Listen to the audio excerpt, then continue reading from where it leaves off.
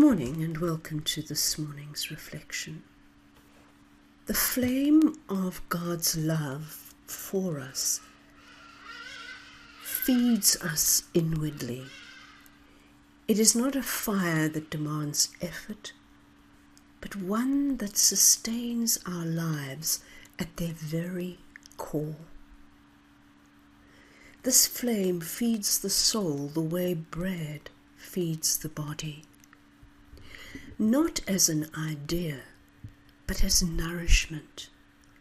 It warms what has grown cold, and it enlivens what has been starved by distraction, duty, and fear. The soul is not fed by argument, productivity, or even by good intentions. The soul is fed by love, love that is received. This flame arises within us when the soul turns, sometimes deliberately and sometimes helplessly, toward God. When the flame turns toward God, and once it is kindled, it becomes a source of energy that does not exhaust, but renews. Isn't that wonderful? This flame of love renews us day in and day out. And the soul discovers that it has been hungry for God all along. This vastness and sweetness of love that we experience with God is not a sentimental sweetness, but abundance, vast, overflowing, and generous. God's love is not thin or restrained. It is lavish. It is lavish. When the soul tastes this sweetness, it realizes that God is not merely good, but that God is desirable, not merely to be obeyed, but to be delighted in. This sweetness draws the soul not by fear, not by obligation, but by attraction. Love awakens love. God is to be enjoyed by those who turn to Him and to call Him Father. And in this enjoyment, the soul begins to understand that holiness is not grim, but that it is joyful surrender. This flame can be quenched.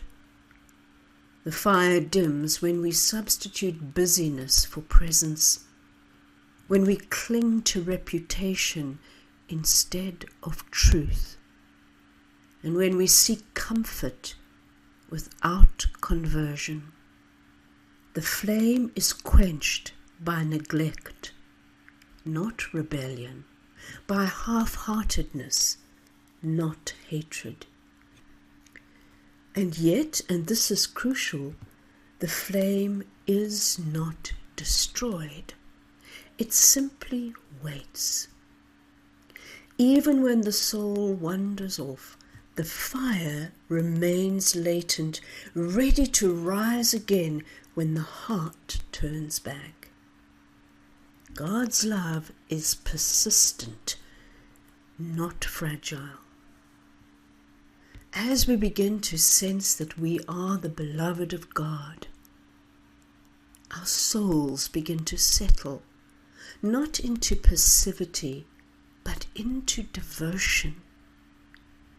There is no longer the restlessness of seeking signs or sensations, but the quiet stability of love that simply trusts. Devotion here is not forced practice, but a natural orientation of the heart. The soul begins to rest in God, rather than striving toward God. Prayer becomes less about words and more about presence. The settled devotion is not dramatic, it is faithful, it is steady, and the soul learns to abide. This love of God, cannot be argued into existence. It cannot be debated into existence by theologians.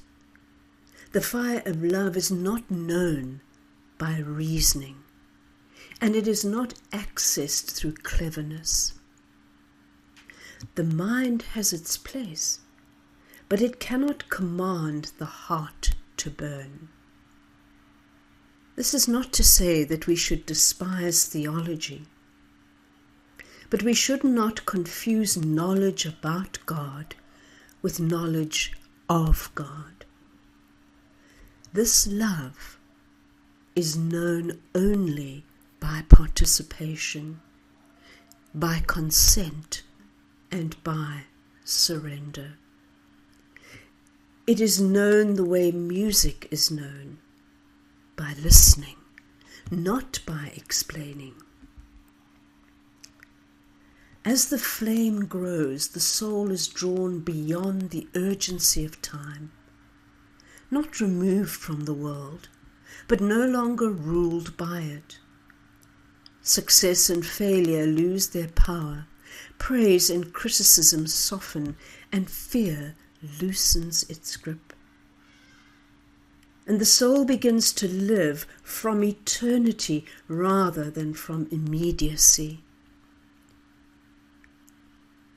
We're not to withdraw from life, but we are to understand that we have freedom within life. What is eternal need never be rushed. And from this place of burning love comes a practical question. How then shall we live? Not by rigid moralism, but by love-shaped discernment.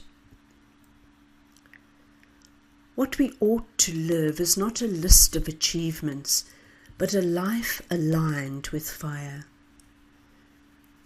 Charity then becomes natural, humility becomes honest, and service becomes joyful rather than burdensome. The soul acts not to prove its devotion, but because love overflows from it.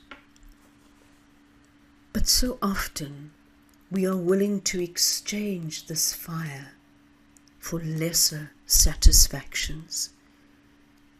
We trade the fire for comfort. We trade sweetness for approval, and we trade the eternal for the immediate. And this change often does not feel dramatic. It feels reasonable. Yet nothing we trade for God ever satisfies us deeply. The soul was made for glory. And it knows when it has settled for less. True transformation goes to the root. True transformation not only corrects behavior, but addresses desire. The real root of sin is disordered love. Loving lesser things as ultimate. The fire of love does not merely prune, it purifies. It destroys what is false so that what is true may indeed live. This destruction is not cruel, it is healing. Our souls are made eager. They are not made anxious. They are not made striving, they are made eager, eager to love God, eager to serve others, eager to surrender again and again and again. And this eagerness is not intensity for its own sake, but responsiveness.